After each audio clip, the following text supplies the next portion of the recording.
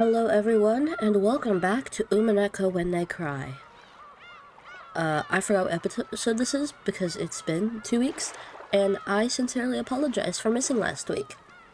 I got busy with those commissioned portraits I was telling you about. I did finish them, so we're back in business, and I have some more time now, so probably some more frequent episodes. And I'd also like to say that I am sick, so if I sound bad, it's because I'm sick. But I didn't want to leave you guys 2 weeks without an episode, because that's just not right. I did want to ask, though, since the Steam Winter Sale is on, I was thinking about buying a new game that I could also start playing alongside this Umineko, and I will get back to Steins Gate. I've had someone that keeps asking me to keep playing Steins Gate. You know who you are. And my options are 428, Shibuya Scramble, and Wonderful Everyday Down the Rabbit Hole. Both of them seem really interesting, but I'm having a hard time picking between the two. And I just wanted some viewer opinions on which one I should get and which ones you guys want to see. On the topic of 428 Shibuya Scramble, I saw that it's the sequel to a game called Machi, and I got curious because I wanted to, see the original game or whatever, And so I looked it up. No playthroughs of it online. Okay, cool, fine.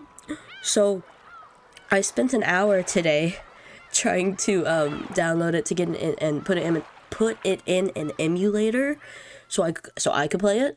And it was as it was finally loading up after an hour of trial and tribulation that the thought came to me that Machi was never ported to the US. And it was as the game started and the first bit of text came up on the screen that I realized it was in Japanese. So I thought, you know what? Maybe I can force my way through this by using Google Translate on every screen, but that grew tiresome after 10 minutes, and so I deleted it. So yeah, that was my short-lived Machi experience. And last things last, just because I opened up an early Christmas present yesterday, I'd like to recommend you guys an album to listen to. It's Soul Coughing's Irresistible Bliss. One of my favorite albums, I'd say, and my favorite song, Lazy Bones. Definitely give that one a listen. And without further ado, let's get back in here. I believe last episode, Beatrice showed up and was like, hey, Shannon, I can help you out with your love. And oh yeah, also Ava was being kind of a bitch. She was like, oh, you're kind of worthless. Don't even get near my son. Okay, you're a servant. And that was kind of really uncool of Ava. So here we are. I'm gonna try my best to do the voices, but they might sound like shit, and that's because I'm kind of feeling like shit. Cannon can stay back. This person is... It seemed Cannon also realized that the being standing before him was the witch of the portrait. And also that she was something to be feared.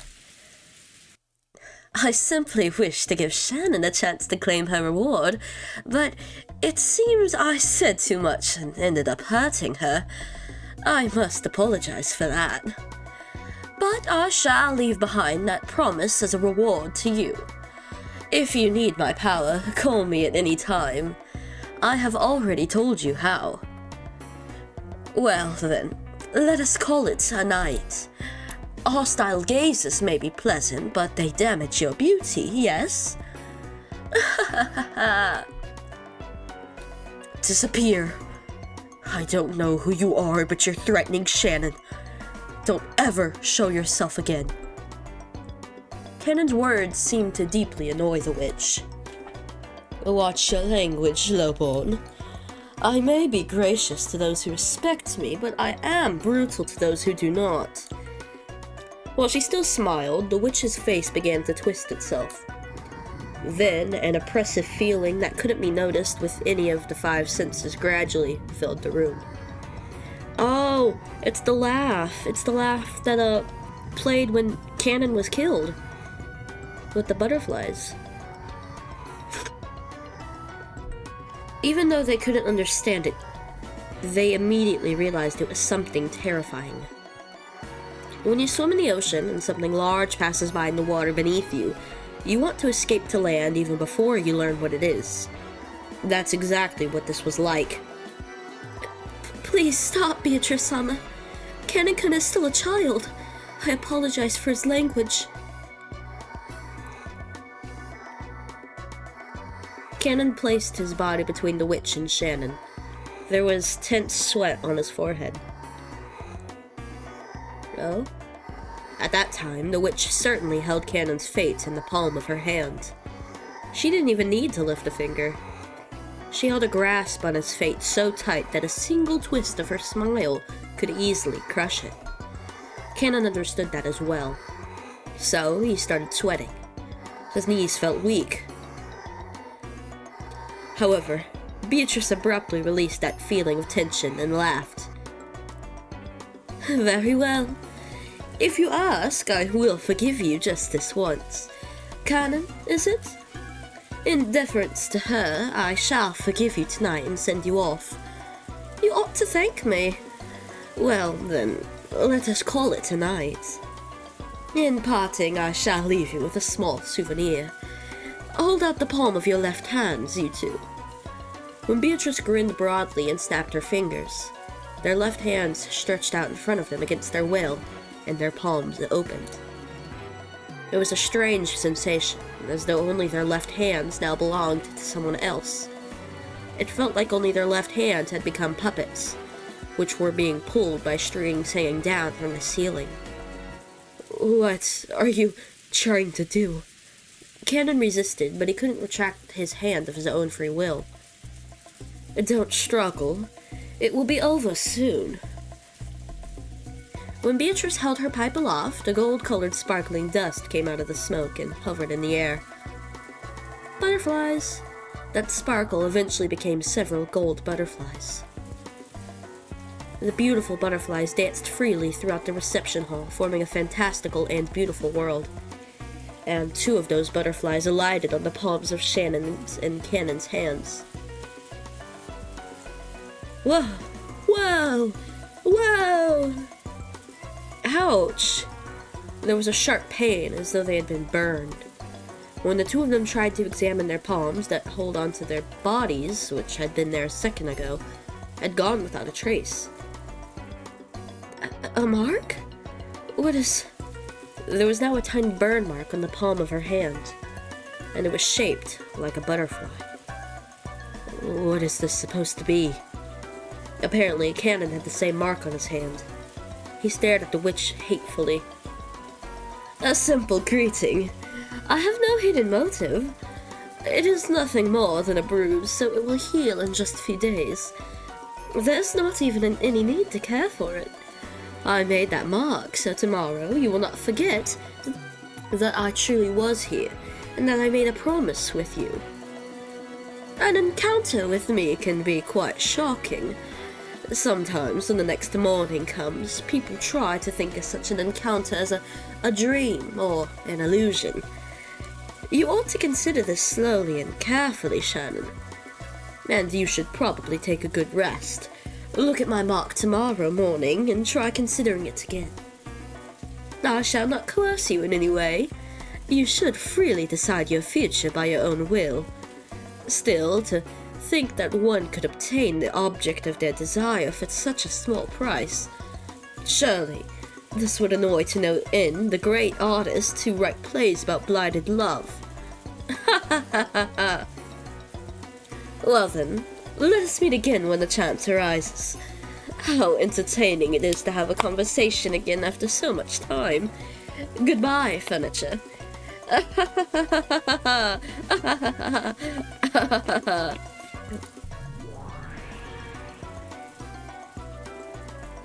Well, Beatrice's body crumbled like smoke and blew away. It was golden smoke. No, a cloud of golden butterflies. They scattered in all directions inside the reception hall, leaving a golden splash before disappearing into thin air.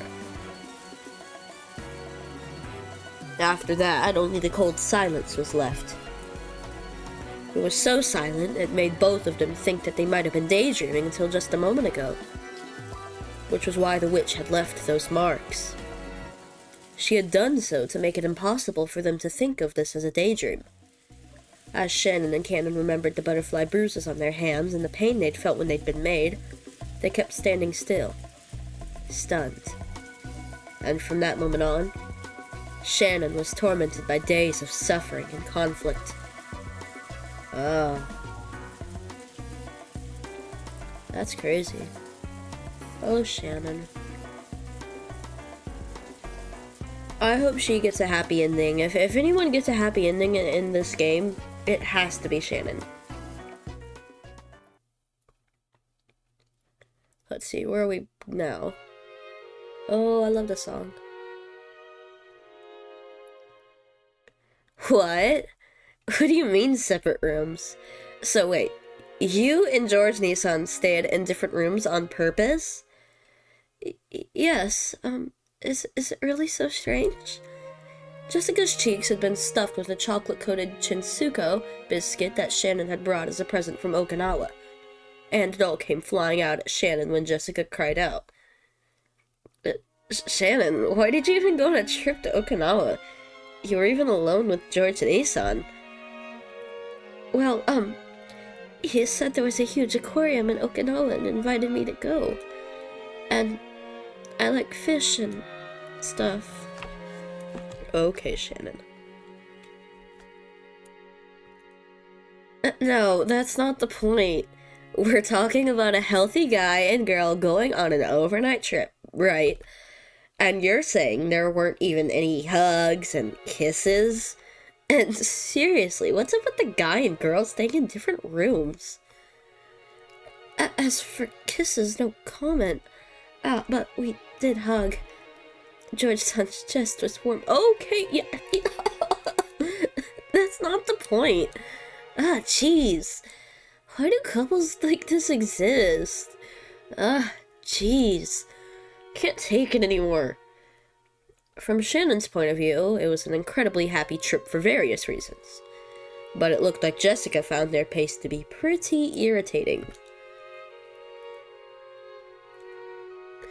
For a while, Jessica chewed her present, complaining about romance and pretending to faint in agony on her bed.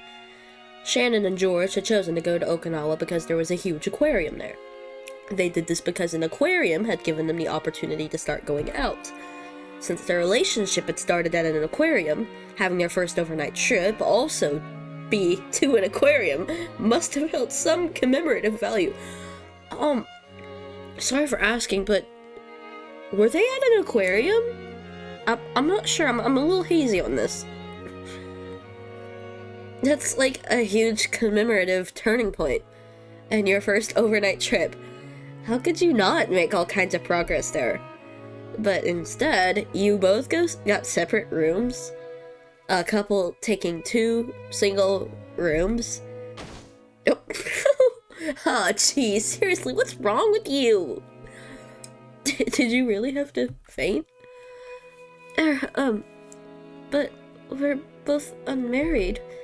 George-san says showing restraint is good manners for a couple. Like I said, the whole point of this overnight trip was so you could overcome that stage, right? You should be way beyond just kissing and hugging by now. Milady, I don't know what you mean by that. But George-sama was a real gentleman with me until the end. I also wondered if those things could happen, but even though we were going out, it's not like we're married or anything. These things you seem to be expecting, should only be done after making a vow before God, Shannon's face got bright red. She made a circle with both hands, restlessly intertwining, separating, making heart marks with them. The fuck is a heart mark?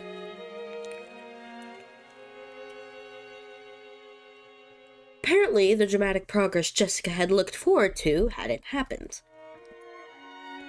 But it seemed to have been a very important experience for Shannon in her own way. In the end, whether Jessica was jealous of Shannon or made fun of her, it didn't change the fact that Shannon had a huge lead on her. I want a boyfriend too. I can't believe you got ahead of me. Even though we promised that we'd find boyfriends at the same time, you beat me.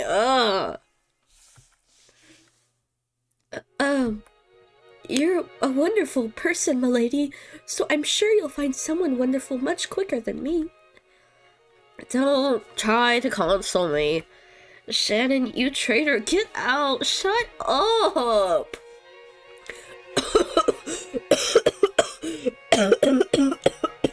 Okay, I was kind of using that as an excuse to calm.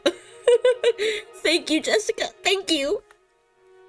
Jessica threw several cushions at her, but midway she had an asthma attack and started to choke pretty badly. Jessica kind of me-core, except my asthma's not as severe as hers.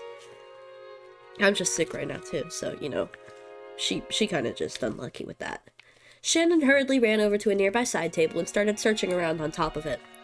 A cute basket was placed there, and inside of it was Jessica's bronchodilator. Is it not just an inhaler? Shannon picked it up and handed it over to Jessica. Jessica's asthma attacks always came suddenly. Because of that, she always needed to carry this medicine around. She breathed in the medicine and, after a while, managed to overcome her choking as her asthma finally settled down. Shannon thought this a good chance to leave and tried to exit the room after bowing courteously. But she couldn't. As she did, one more small cushion came flying and hit Shannon on the head. She noticed that Jessica was on the verge of crying, half her face buried in her last and favorite cushion. That face was red and meek. Milady. Shannon, be honest with me. Is my hairdo and stuff weird? Jessica, is someone bullying you? What are you saying? I think your hair is very beautiful. Hey, Jessica, just remember, you're rich, so don't let anyone bully you. Then are my eyes strange, or maybe my nose? Or is it the way I talk, after all? Is that why I can't get a boyfriend? Of course not. Milady, you are wonderful enough as you are. And I think your charm will keep on increasing more and more from now on. But I'm the only one who can't find a boyfriend. Saku and Hina managed to get boyfriends, but only I can't. Is it because I don't have any charm, after all? You know, everyone says they'll bring their boyfriends to the cultural festival. And I was so sure I'd have a boyfriend before then, so I started bragging. There's no way I'll get a boyfriend. I'm the only one.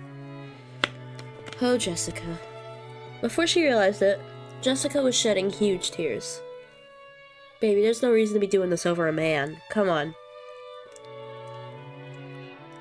Jessica didn't really feel like crying, and of course, she felt like supporting Shannon's progress in love as a friend. However, as she had cheered Shannon on, her true feelings had suddenly gotten mixed in, and she couldn't help but shed tears. Shannon understood Jessica's innocent and easily injured heart.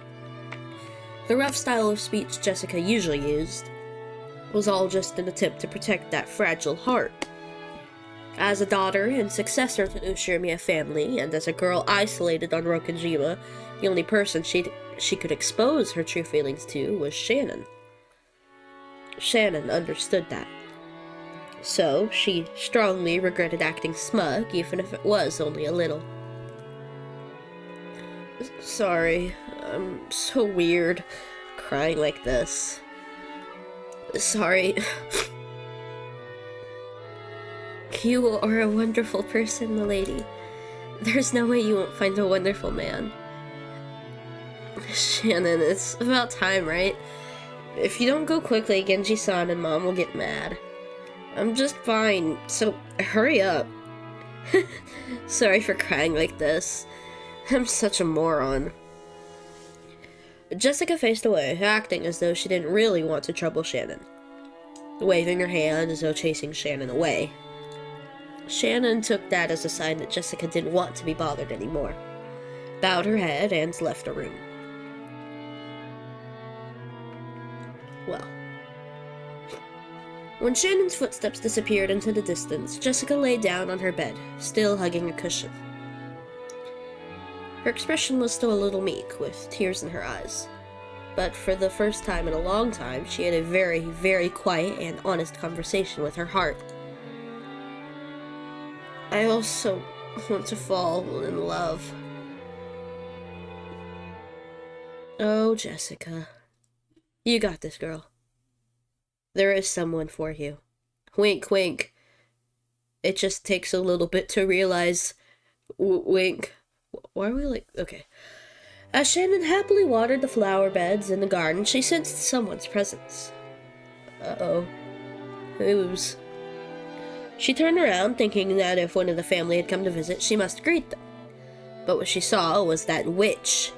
Beatrice? Beatrice-sama. It's been quite some time. How are you? Has your relationship with the one you love progressed since last we met? As Beatrice sat on the rose arch, she happily blew on her pipe. Sitting in a place like that would crush the roses. And it might have been dangerous if the arch fell over, but this was a witch after all. Showing concern for her safety was probably a waste of time. Yes. Thanks to you, it's going smoothly.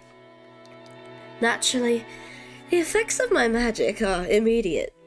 Perhaps you feel your meeting was a predetermined fate. However, that is a mistake. Don't even think fate has anything to do with it. I understand that. The witch was calling attention to something. Two things, actually. First, that Shannon's relationship with George was a fate that'd be absolutely impossible under normal circumstances. Second, that the power of the witch was great enough to overturn that fact. Shannon had just gotten wrapped up in those sweet days and had started believing the illusion that all fate revolved around her. But she remembered the witch's words. Originally, her relationship with George had been impossible. No, it might be impossible in the future as well. Sorry, please forgive me. It's just like doctors. You cling to them when you're worried about your health, but after you're healed, you forget even to thank them. I've never been thanked as a witch, so I couldn't help acting a little rudely. Forgive me. The gratitude I feel has never slipped my mind. It's thanks to your power that I was able to achieve happiness, Beatrice-sama. And without that power, the fate that brought me and George-sama together would have never happened. I never forgotten that. Sorry. It's not like I came here to bully you. Being rude is just part of my personality. Do forgive me. More importantly, I heard. So, you went on a trip alone with him. I imagine it must have been quite fun. Yes, it was very, fun. Shannon's face suddenly lit up. The witch laughed lightly, as though amused by the speed of that transformation. Already, the one you care for is more than the object of one-sided love. You are a pair of lovers now. When two people are filled with love, nothing else is needed to establish a complete world. Perhaps you could call that a wonderful, ideal world. Even witches would be jealous. Beatrice laughed pleasantly. That smile made her look as though she blessed the lovers' rendezvous from the bottom of her heart, without a trace of malice. God, I love Beatrice, actually. In more ways than one. After that day, Beatrice had shown herself before Shannon every once in a while. Even now, Shannon thought of her as an unsettling being. However, she was also indebted to this person for the magic that led to her current relationship with George. So, Shannon tried with all her might not to act surprised or scared. That's right. Beatrice-sama, I bought some sweets as a souvenir from our trip. Would you, like to try some too? Oh? A souvenir for a witch? It seemed that even a witch who boasted of living for 1,000 years hadn't imagined that she'd receive a souvenir from a sweet lover's trip. When she saw that surprised expression, Shannon thought of this witch as a friend for the first time.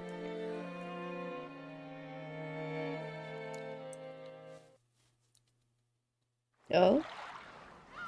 Ho, an Eastern cookie made from wheat flour and lard. To wrap that in Western chocolate is truly a blending of the Japanese and Western styles. The Silk Road of sweets. What? What's so funny? Nothing. My apologies. This witch, who surely held a terrifying power, was chomping down on sweets one after another, making a sound like a squirrel stuffing walnuts into its mouth. After a while, Shannon couldn't conceal her laughter. A good meal. I should serve you some dolce vita from there one of these days. Roses are the symbol of eternal love. I believe a rose dolce would be appropriate for you now. The witch was in a great mood, fully enjoying modern candy. Here. I truly am grateful. I believe you've done more than enough for me already, so I'm returning this. The thing Shannon had softly set on the table was a gold-colored butterfly brooch. There is no need to return it. If you continue holding that, your relationship should remain firm in perpetuity. Maybe it was the power of magic that brought us together, but I think only the two of us working together can turn that into something that lasts forever. Love and roses are the same. Too much fertilizer causes the roots to rot. Some flowers cannot be raised without hard work. In that case, do as you wish. You may wear it or keep it in a box. That is my goodwill, given to you. Having you return it to me won't please me at all.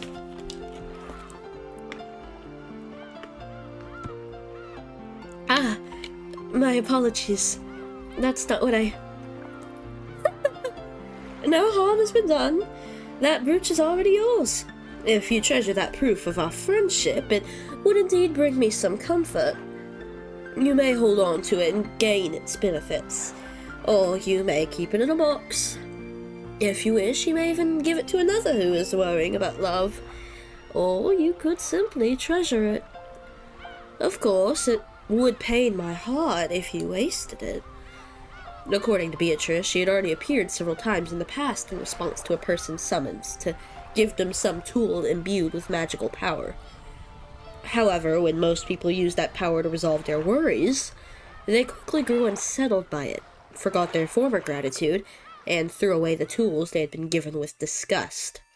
That sounds like a bad idea. So, it is quite rare for me to be thanked for my goodwill. In fact, this might even be the first time. The witch laughed heartily, but it looked like a sad laugh in Shannon's eyes. She herself had been like that in the past. No, maybe she was still like that now. Beatrice was definitely a witch, with a strange and terrifying power. Most people probably wouldn't want to stick around her if they could help it. Surely, even those who had relied on that strange power sometimes felt fear rather than gratitude as a result. It must have deeply hurt the witch to have that happen over and over. See, now, if that were me, I would never. Beatrice would be, like, me and her, tight. We would be so close. I'd be so nice to her. I'd give her tea and sweet things, and, you know, we'd be best friends. Since the time she had started thinking that way, Shannon had tried to stop being frightened of Beatrice. This was surely something that had tormented the witch for over 1,000 years. maybe she really liked those sweets. Beatrice, who normally spoke abusively, praised the black tea that Shannon served her and looked to be in remarkably high spirits. After doing that for a while, the witch and the servant grew animated in their discussion of the trip with George. The things Shannon actually knew about Beatrice were surprisingly few. First off, she was a ghost-like being who appeared in unexpected places at unexpected times. And it seemed that not everyone could perceive that she was there. Apparently, everyone has something called a wavelength, and the ability to perceive witches varies greatly among different people. Wow, I am getting deja vu. It's almost like we talked about this in a previous episode. Only Shannon and Cannon could interact with her enough to exchange words like this. There were a few people who could sense her presence, but most people couldn't even feel that much. From what Beatrice said, Kraus and his wife in particular had zero magical talent, and no matter how much she followed them around, they would never notice her. Once earlier, when Shannon messed up and Nazi got really mad at her, Beatrice had started playing around, hitting Nazi on the head with her pipe. I see. Nazi really doesn't notice a thing. But Shannon, watching that, had burst out laughing without thinking and had got scolded even more. Oh gosh. Then, what about the master? I hear he's been doing research on magic, so I'm sure he'll be able to notice you, Beatrice-sama. Actually, I revoked that from him. He started being creepy about me. And, like, that was really weird, so I kind of blocked off all his magic stuff. I mean, he thinks he owns me or something like that. It's quite strange, actually. Kinzo is the same. He also has a pitiful lack of magical talent. It's the blood. He has so little talent that I pity him. As soon as they started talking about Kinzo, it felt like the atmosphere around Beatrice changed. She had spoken about Kraus and the rest's lack of magical talent as though she looked down on them, but she spoke of Kinzo in a different way. Anyone connected to the Ushimiya family would know about Kinzo's legend of the gold. According to that, Kinzo was given the gold after summoning the witch Beatrice. In other words, she must have had some kind of relationship with Kinzo. That was because he succeeded despite having not even a scrap of talent. He kept studying by himself like mad and managed to become a magician. And that's something really incredible, right? No, actually, it's actually quite annoying. I didn't really want to see him. I'm not actually a big fan of him in the slightest. Indeed. The witch, who usually looked down on people, was uncharacteristically offering her praise. While she lambasted him by saying he had no talent, she praised his efforts. And then the master summoned Beatrice-sama with the power of magic. Indeed. Well, I only answered the summons on a whim. After all, in this period where magic has long been denied, he was a man who was without a scrap of talent, yet so desperate to succeed. I thought I'd drop by and poke some fun at him, and that's when my luck ran out. I feel like Beatrice's accent is changing, but there's not much I can do to fix that right now. Her choice of words highlighted how much of a disaster this had been for her. Shannon hesitated over whether it would be safe to continue this discussion, but Beatrice continued on her own, ignoring Shannon. After all, his contract did have a proper format and set of rules. Various procedures were mixed up, but, well, in deference to enthusiasm, I graciously accepted it. Then I gave him a mountain of gold. And then the master used that gold and succeeded in business and grew his wealth into what it is today. Indeed, his talent in magic was minimal, but it seems he had a knack for business and gambling. Or perhaps it was due to the bravery and madness that led him to risk everything on unreasonable bets. Madness sometimes acts as magical power. I see, if you look at it that way, perhaps it isn't quite fair to say he was completely lacking in magical talent. Shannon felt like she was daydreaming. While everyone in the Ushimiya family knew the story of how Kinzo idolized black magic, summoned a witch, and received the gold, in actuality it was all rambling that no one believed in. Nurse, he got out again. And now, Shannon was having the story confirmed by the witch herself. She felt a little flustered by this incredible secret that only she knew. Once Kinzo gained his vast fortune, he could realize every dream that could be satisfied by objects obtainable in the human world. And in the end, he searched for that truth of this world. The truth of this world?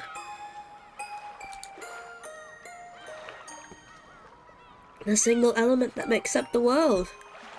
Kinzo, who had gained everything one can obtain in the human world, searched for that. The final desire humans seek. Love. Actually, I don't know if that's right. The single element. She seemed to remember the witch using that word before. When Beatrice saw Shannon trying to remember what that was, she laughed bitterly, waving her hand and saying there was no need to worry.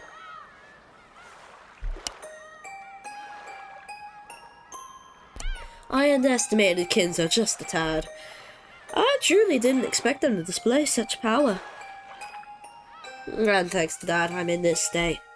I've been sewn in place on this island for several decades now, without even a friend to drink tea with. No matter whom I try to talk to, my voice doesn't reach them. And no matter where I go, I cannot do anything. Such boring decades. As she laughed in self-derision, she tapped her teacup with her finger. It made the light sound of pottery. Shannon didn't know whether the word self-derision was really an accurate expression to describe the look on the witch's face. Shannon didn't understand everything, but she could more or less figure out the situation. And it was probably a topic that she couldn't press the witch on easily, not unless the witch started talking about herself. To sum up everything she had said up until now, Beatrice, who had been summoned by Kinzo's magic, could not leave this island for some reason. And she had lost her power and her form, living her days in boredom. During that time, her words had reached Shannon, who had never forgot to show sincere respect for the witch. And Shannon had helped the witch regain her power, if only a little bit. As a result, it was now possible for the witch to drink tea with Shannon like this. That's nice. Beatrice-sama, when in the world was that mirror you told me to break? That. Long ago, it seems various things happened on the islands around this area. Because of that, malignant forces gathered here and began to draw in an evil distortion. It seems a traveling Eastern magician or something built a shrine for the repose of souls and sealed them in there. That in itself has nothing to do with me, but unfortunately that magical power rested on a different foundation than mine. It created a strong interference with my magic and was extremely bothersome. Is that how it was? And I just assumed it existed only to seal you, Beatrice-sama. I was not its target, but it was a divine mirror. As a result, my power was sealed away. To use food as an example, maybe it would go something like this. Let's say the Western food I ordered is being made in the kitchen. However, when they try to set up the table, the area for the guests' seating is in the Japanese style with Japanese-style dishes. So, the kitchen is unable to serve a plate that would be out of place, and no matter how long I wait, my Western food won't arrive. Something like that. So, you destroyed that Japanese-style guest seating and returned the area to a blank slate for a time. Thanks to that, the meal I had... Oh, that's still... Okay, sorry, that's still Beatrice speaking, my bad. Thanks to that, the meal I had ordered was finally delivered, and my power came back, you could say. However, so far, only the aperitif... I've never heard that word, but I'm assuming it's like appetizer. Only the aperitif has arrived. It will still be quite some time before the main dish. As I am now, I'm even more fragile than a shoe store fairy.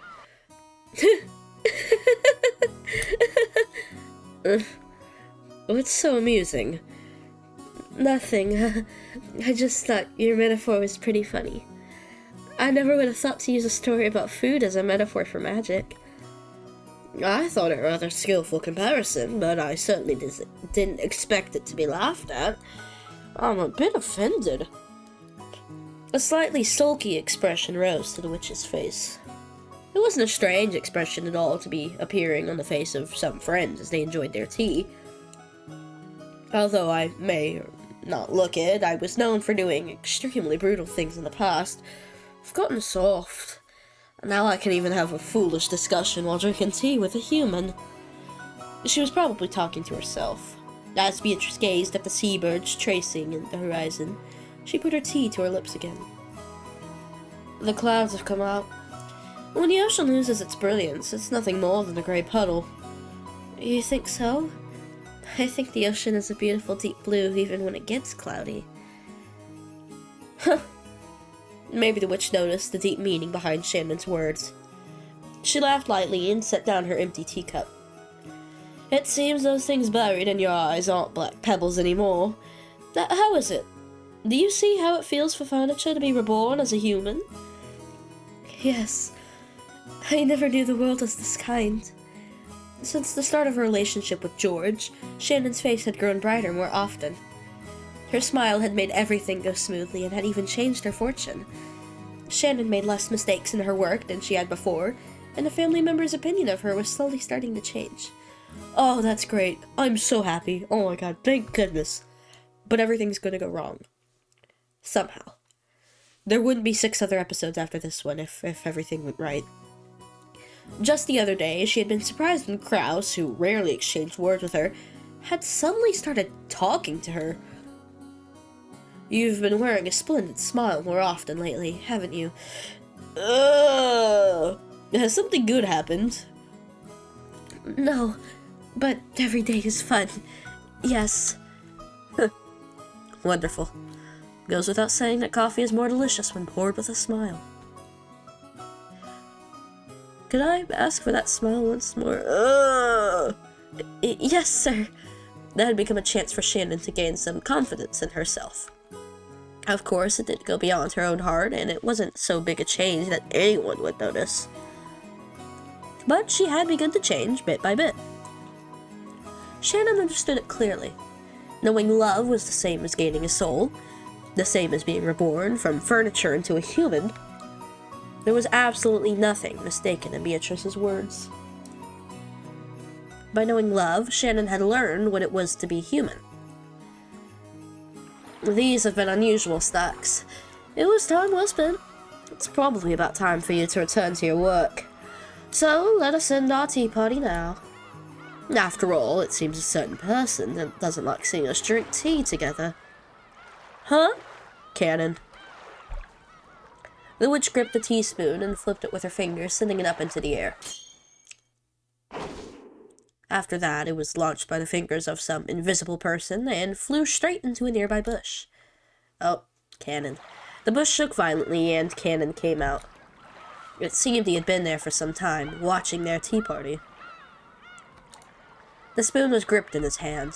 If he hadn't caught it in an instant, it might have hit him hard in the forehead and caused him to start oozing blood. Damn, how sharp is this spoon? Do not worry. Our tea party's over now, Cannon. How long were you in there? If you called to us, I'd pour you some tea, too. I imagine that you didn't want to interrupt a pair of women talking, right?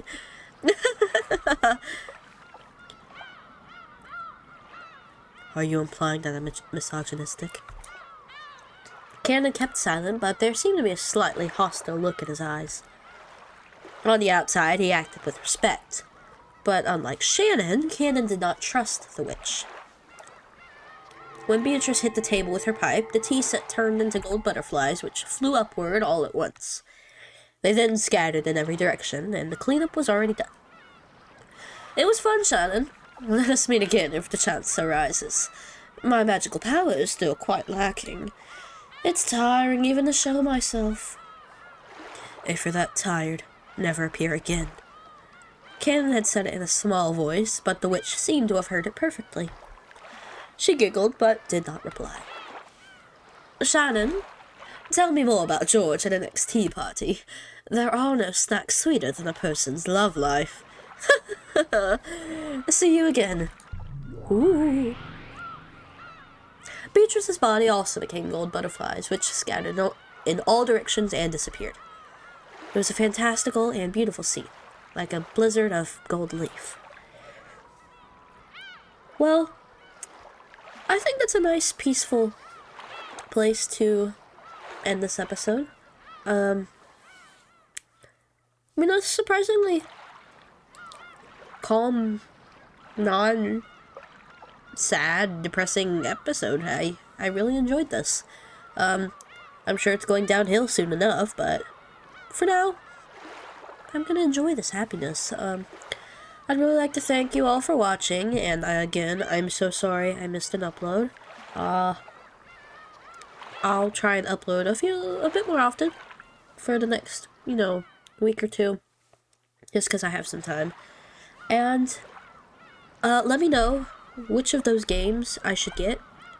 Another game I am considering, but I'm not sure because the deal isn't as good, is Nosha. You know, that game. But I don't know. Let me know, I guess. And I'll see you guys next time. Hope you have a good day, and bye!